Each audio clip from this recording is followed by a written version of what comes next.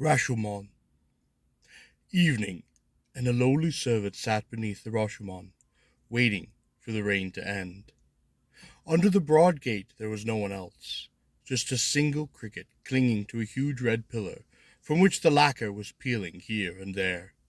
Situated on a thoroughfare as important as Suzuka Avenue, the Rashōmon could have been sheltering at least a few others from the rain, perhaps a woman in a lacquered reed hat, or a courtier with a soft black cap.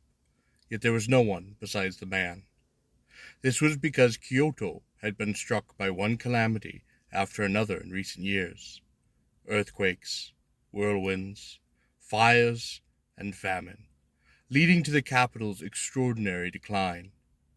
Old records tell us that the people would smash Buddhist statues and other devotional gear, pile the pieces by the roadside with flecks of paint and gold and silver foil still clinging to them, and sell them as firewood. With the whole city in such turmoil, no one bothered to maintain the Rashōmon. Foxes and badgers came to live in the dilapidated structure, and they were soon joined by thieves. Finally, it became the custom to abandon unclaimed corpses in the upper story of the gate, which made the neighborhood an eerie place. Everyone avoided after the sun went down. Crows, on the other hand, flocked here in great numbers. During the day they would always be cawing and circling the roof's high fishtail ornaments. And when the sky above the gate turned red after sunset, the crows stood out against it, like a scattering of sesame seeds. They came to the upper chamber of the gate to peck the flesh of the dead. Today, however, with the late hour, there were no crows to be seen. The only sign of them was their white droppings on the gate's crumbling steps, where long weeds sprouted from cracks between the stones.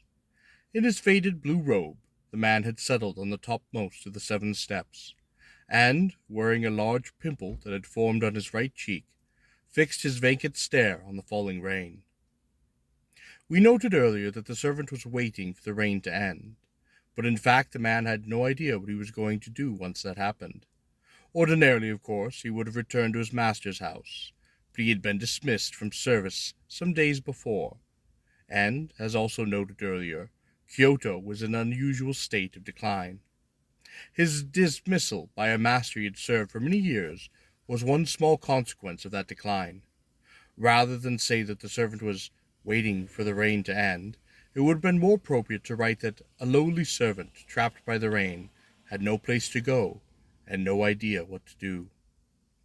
The weather, too, contributed to the sentimentalism of this Heian-period Menial.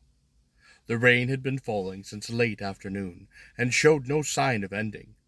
He went on half listening to the rain as it poured down on Suzuka Avenue. He was determined to find a way to keep himself alive for one more day. That is, a way to do something about a situation for which there was nothing to be done. The rain carried a host of roaring sounds from afar as it came to envelop the Rashōmon. The evening darkness brought the sky ever lower until the roof of the gate was supporting dark, heavy clouds on the ridge of its jutting tiles. To do something when there was nothing to be done, he would have to be prepared to do anything at all. If he hesitated, he would end up starving to death against an earthen wall or in the roadside dirt. Then he would simply be carried back to this gate and discarded upstairs like a dog. But if he was ready to do anything at all. His thoughts wandered the same path again and again, always arriving at the same destination. But no matter how much time passed, the if remained an if. Even as he told himself he was prepared to do anything at all, he could not find the courage for the obvious conclusion of that if. All I can do is become a thief.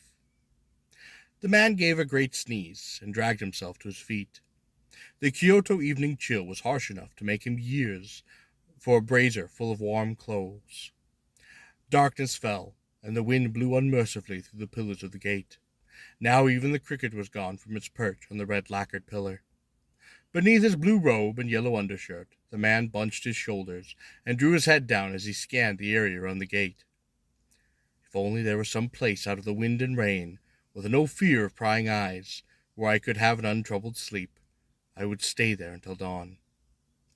Just then he caught a sight of a broad stairway, also lacquered red, leading to the upper story of the gate. Anybody up there is dead. Taking care lest his sword, with its bare wooden handle, slip from its scabbard, the man set one straw-sandaled foot on the bottom step. A few minutes later, halfway up the broad stairway, he crouched, cat-like, holding his breath as he took stock of the gate's upper chamber. Firelight from above cast a dim glow on the man's right cheek, a cheek inflamed with a pus-filled pimple amid the hairs of a short beard. The servant had not considered the possibility that anyone but dead people could be up here. But climbing 2 or 3 more steps, he realized that someone was not only burning a light, but moving it from place to place. He saw the dull yellow glow flickering against the underside of the roof, where spider webs hung in the corners. No ordinary person could be burning a light up here in the Rashōmon on a rainy night like this. With all the stealth of a lizard, the servant crept to the top tread of the steep stairway. There, hunching down and stretching out his neck as much as possible, he peered fearfully into the upper chamber. There he saw a number of carelessly discarded corpses, as the rumors had said, but he could not tell how many because the lighted area was far smaller than he had thought it would be. All he could see in the dim light was that some of the corpses were naked, while others were clothed. Women and men seemed to be tangled together. It was hard to believe that all of them had once been living human beings. So much did they look like clay dolls, lying there with arms flung out and mouths wide open, eternally mute. Shoulders and chests and other such prominent parts caught the dim light, casting still deeper shadows than the parts lower down. The stink of the rotting corpses reached him, and his hand flew up to cover his nose. But a moment later the hand seemed to forget its task when a powerful emotion all but obliterated the man's sense of smell. For now the servant's eyes caught sight of a living person crouched among the corpses. There, dressed in a rusty black robe, was a scrawny old woman, white-haired and monkey-like.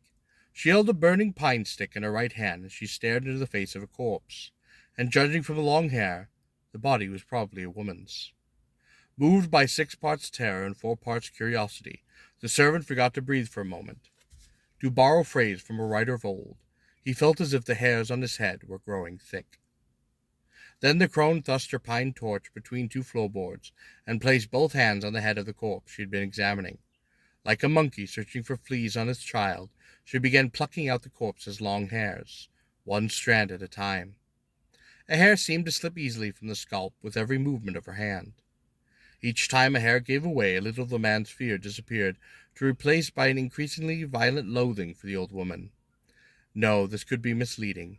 He felt not so much a loathing for the old woman as a revulsion for all things evil, an emotion that grew in strength with every passing minute. If now someone were to present this lowly fellow again with the choice he'd just been mulling beneath the gate, whether to starve to death or turn to thievery, he would probably have chosen starvation without the least regret. So powerful the man's hatred for evil blazed up, like the pine torch the old woman had stood between the floorboards. The servant had no idea why the crone was pulling out the dead person's hair, and thus could not rationally call the dead either good or evil. But for him, the very act of plucking the hair from the corpse on this rainy night up here on the Rashōmon was itself an unpardonable evil. He himself had been planning to become a thief. So now the servant, with a mighty thrust, leapt from the stairway, and grasping his sword by the bare hilt, he strode forcefully to where the old woman crouched. Terrified at the sight of him, the crone leaped up as if launched by a catapult. "Where do you think you're going?" he shouted, blocking her way. Panic-stricken, she stumbled over corpses in an effort to flee. She struggled to break past him, but he pushed her back. For a time the two grappled in silence among the corpses, but the outcome of the struggle was never in doubt. The servant grasped the old woman's arm, sheer skin and bone like the foot of a chicken, and finally twisted her to the floor. "What are you doing there?" he demanded. "Tell me now, or I'll give you a piece of this." Shoving her away, he swept his sword from its scabbard and thrust the white steel before her eyes. The old woman said nothing, her arms trembling, shoulders heaving, wide eyes straining from their sockets. She kept her stubborn silence and struggled to catch her breath. At seeing this, the servant realized this old woman's life or death was governed entirely by his own will. The new awareness instantly cooled the hatred that had been burning so violently inside him, and all he felt now was the quiet pride and satisfaction of a job well done. He looked down at her and spoke with a new tone of gentleness. "Don't worry, I'm not with the magistrate's office. I'm just a traveler who happened to be passing beneath the gate. I won't be tying you up or taking you away. I just want you to tell me what you've been doing up here at a time like this."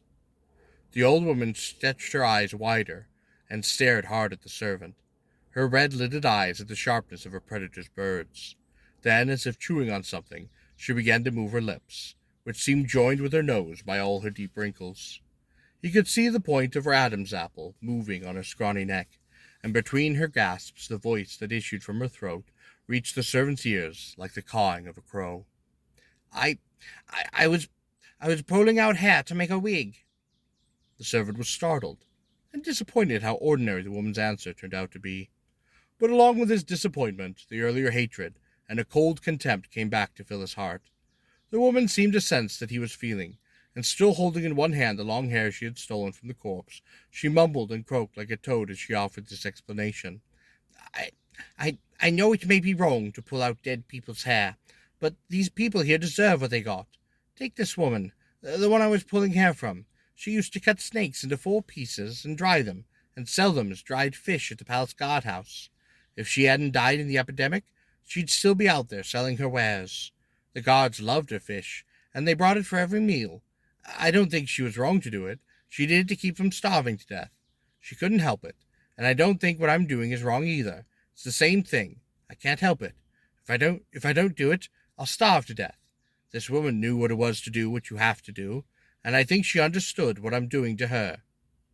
The servant returned his sword to his sheath, and resting his left hand on the hilt, listened coolly to her story.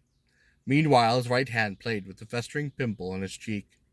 As he listened, a new kind of courage began to germinate in his heart, a courage he had lacked earlier beneath the gate, one that was moving in a direction opposite to the courage that had impelled him to seize the old woman. He was no longer torn between starving to death or becoming a thief. In his current state of mind, the very thought of starving to death was so nearly banished from his consciousness that it became all but thinkable for him. "Yes, sir, she would, eh?" The servant pressed her, with mockery in his voice. Then, stepping towards her, he suddenly shot his right hand from his pimple to the scruff of her neck, and as he grasped her, her words all but bit into her flesh. "You won't blame me, then, for taking your clothes. That's what I have to do to keep from starving to death." He stripped the old woman of her robe, and when she tried to clutch at his ankles, he gave her a kick that sent her sprawling onto the corpse. 5 swift steps brought him to the opening at the top of the stairs, and tucking a robe under his arm, he plunged down the steep stairway into the depth of the night. It did not take long for the crone, who had been lying there as if dead, to rise her naked body from among the corpses. Muttering and groaning, she crawled to the top of the stairway in the still burning torchlight. Her short white hair hung forward from her head as she peered down toward the bottom of the gate. She saw only the cavernous blackness of the night. What happened to the lowly servant? No one truly knows.